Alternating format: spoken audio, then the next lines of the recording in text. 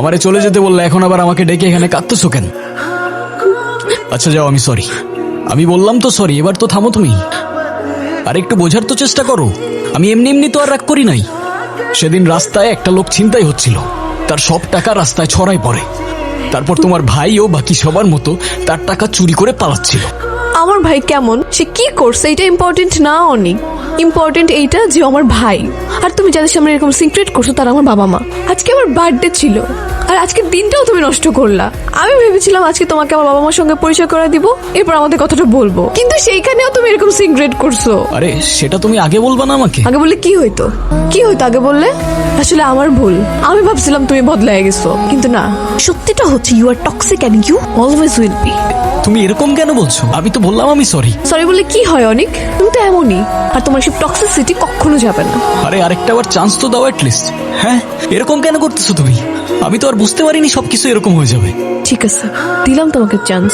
1 বছর আমি অস্ট্রেলিয়া চলে যাব বড় আপুর কাছে। এই 1 বছরে আমি তোমাকে না করব ফোন না মেসেজ। যদি তুমি এই 1 বছরে নিজেকে চেঞ্জ করতে পারো, তাহলে 1 বছর পর ঠিক এই দিনে এই সময়ে তুমি আমার সাথে এই জায়গাতে দেখা করবা।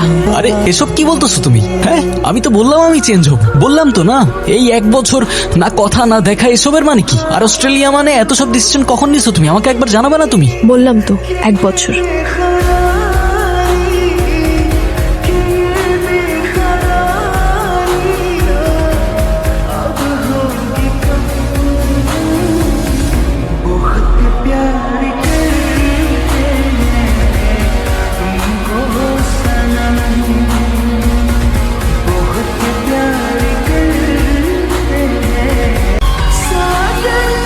কিছু অপেক্ষা হয়তো মানুষকে নতুন করে বাঁচতে শেখায়, নিজেকে চিনতে শেখায়। আর এভাবেই সময় গুনতে গুনতে চলে যায় 1টা বছর।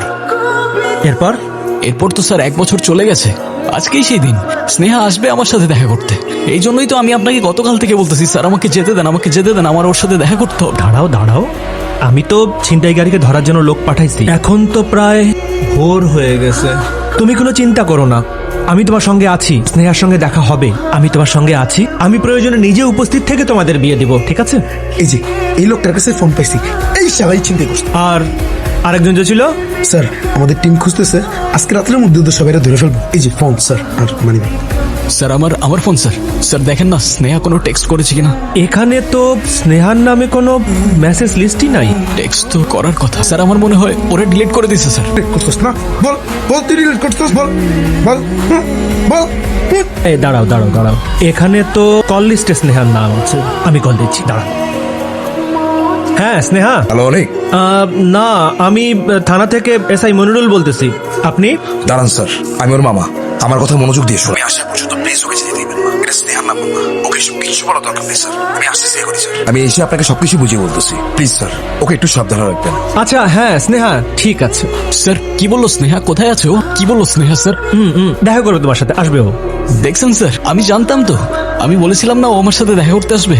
স্যার আমি তাহলে যাই স্যার। আরে দাঁড়াও, আমি তোমার মামাকে খবর দিছি, উনি আসতেছেন, উনি তোমাকে সঙ্গে নিয়ে যাবে। আমা এখানে আসবে? কখন আসবে?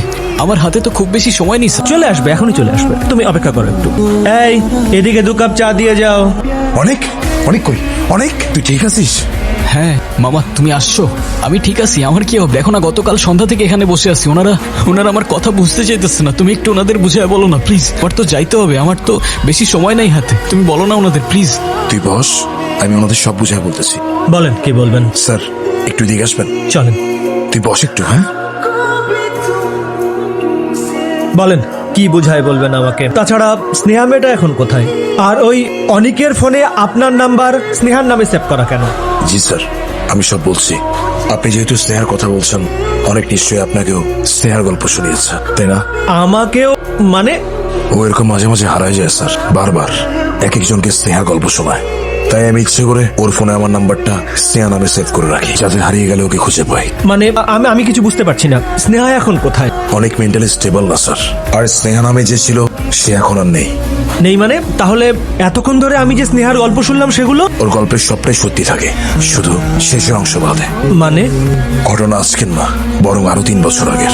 চলে যাওয়ার 1 বছর পর স্নেহা ঠিকই ফিরে এসেছিল, কিন্তু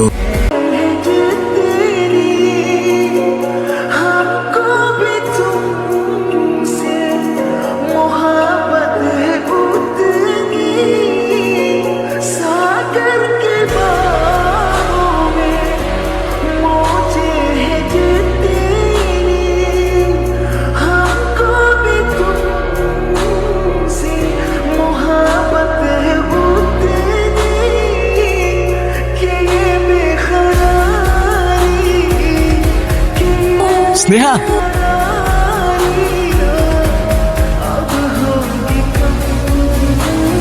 এই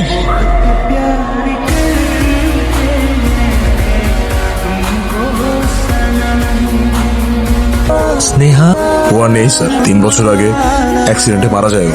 অনেক সত্যিটা কিছুতেই মানতে পারে না। অনেকের কাছে মনে হয় স্নেহা এখনো বেঁচে আছে, আর ওর মনে হয় প্রতি বছর এই দিনে ওই সময়টায় স্নেহ ওর সাথে দেখা করতে আসে। মানে অনেক এখনো ওর জন্য অপেক্ষা করে? জি স্যার, প্রতি বছর একদিন আগে এসে সেই জায়গাটায় বসে থাকে ও, যেন ওর আর দেরি না হয়। ওর কাছে সময়টা সেই বিকেলে আটকেছে স্যার। আর তারপর? চলুন স্যার, এতটা গল্প যেহেতু শোনাচ্ছেন, বাকিটা না হয় নিজের চোখেই দেখবেন।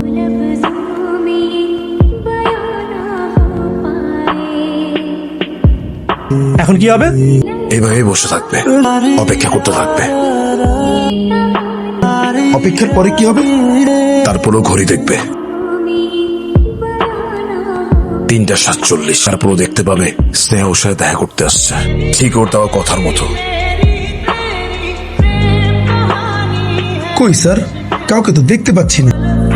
আমরা কিছুই দেখতে পারবো না, তবে ও দেখতে পারবে ওর কল্পনায়।